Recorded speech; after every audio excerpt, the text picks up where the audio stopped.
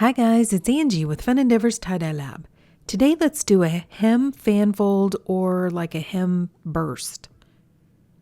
I have the shirt prepped like normal and I have it turned inside out. Which, by the way, if you're wondering why I do that to avoid some of the speckling that can happen if the dye doesn't fully dissolve. Having it turned inside out won't help keep all the dye speckles from showing through to the front side of the shirt, but it will help some. It's just kind of become a habit that I do for almost everything that I dye now. I'm going to start by centering the shirt, and this process is going to go pretty fast. But I have a link down below this video in the description to another video which shows how to center a shirt. Essentially what I'm doing is getting both sides of the front of the shirt next to each other and both sides of the back of the shirt next to each other. That way, whenever I apply the dye to the shirt, both sides of the front are going to look more similar or symmetrical, and the same thing for the back.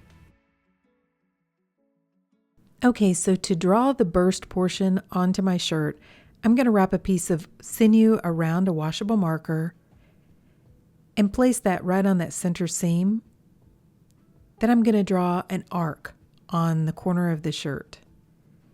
You don't technically have to center this shirt in order to be able to do this design. You can just find the center of the shirt and draw an arc on your hem that way. That's the way I used to do it for years. I've just done a couple of them this way and wanted to try this technique again.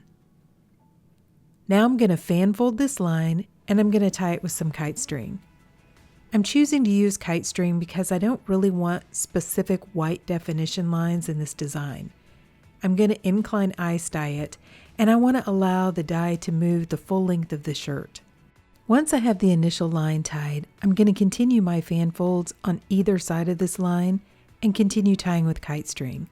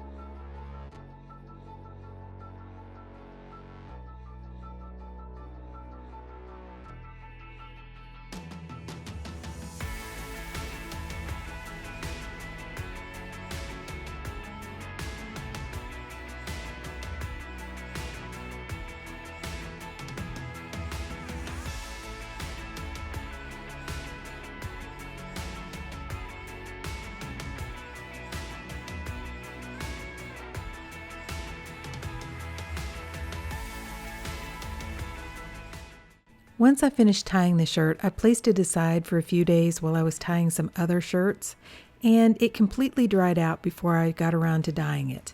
This design does not have to be dry though when you apply the dye. You can apply it to a damp shirt.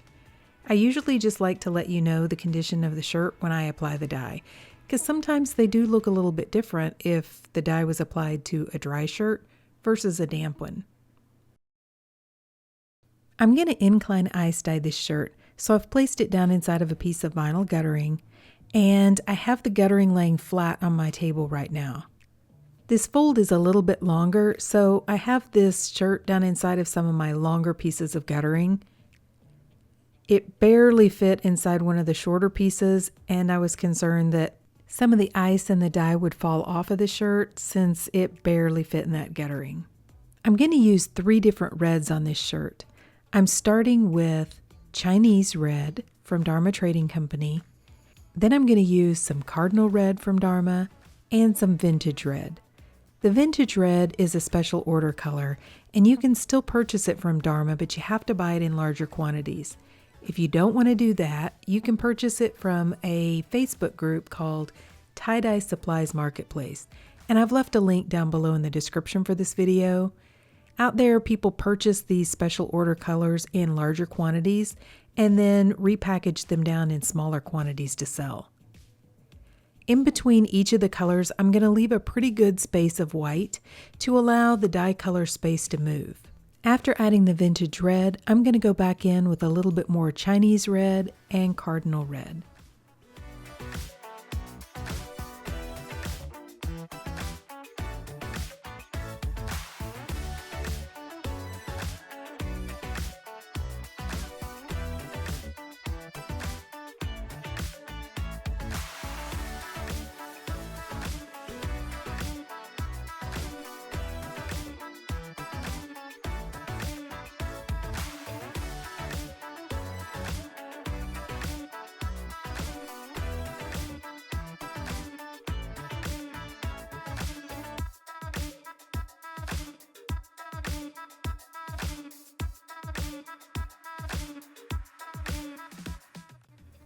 Now I'm going to add an additional sprinkle of dry soda ash over the top of the dye.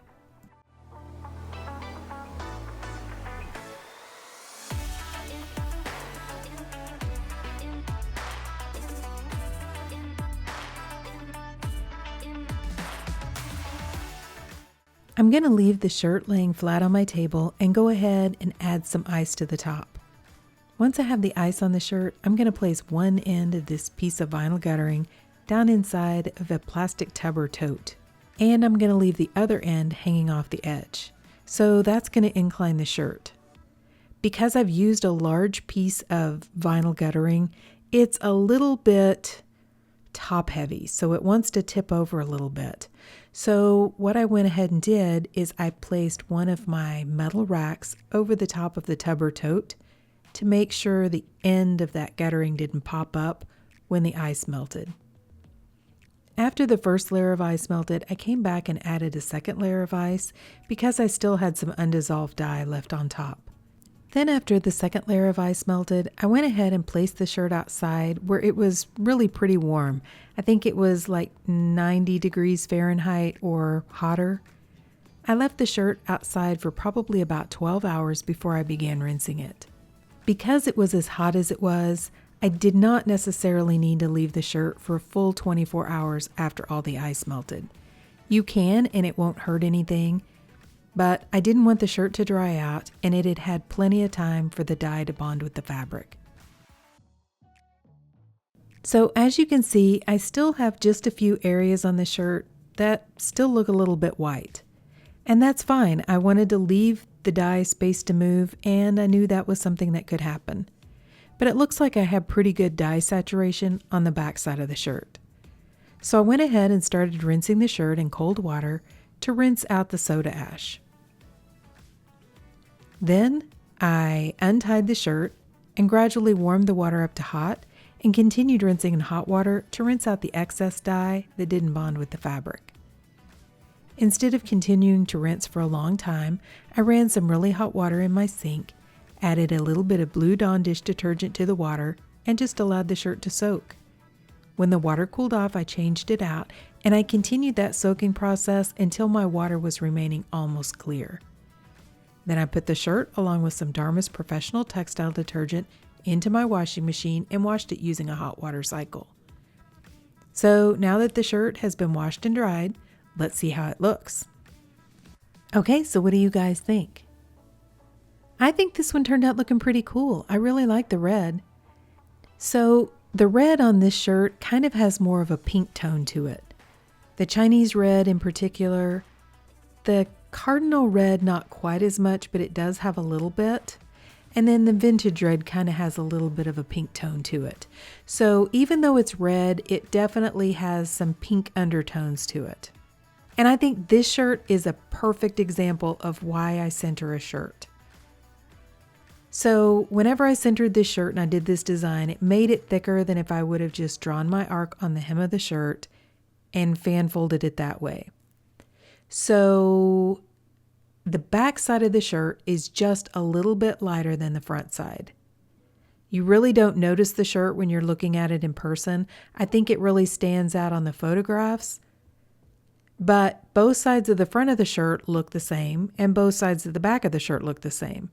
But when you compare like the front of the shirt to the back of the shirt is not quite as saturated as the front is. Like I said, when you see it in person, it doesn't look bad and you don't really notice that. but that's the reason why you center a shirt. If I hadn't centered this shirt and I did the design the same exact way, maybe just folded the shirt over, or just folded the shirt in half and then drawn my arc on the shirt the way I did this one, I would have had, when you looked at the shirt, one half of the front would have been dark and saturated, and the other half would have looked more like the back, where it's not quite as saturated.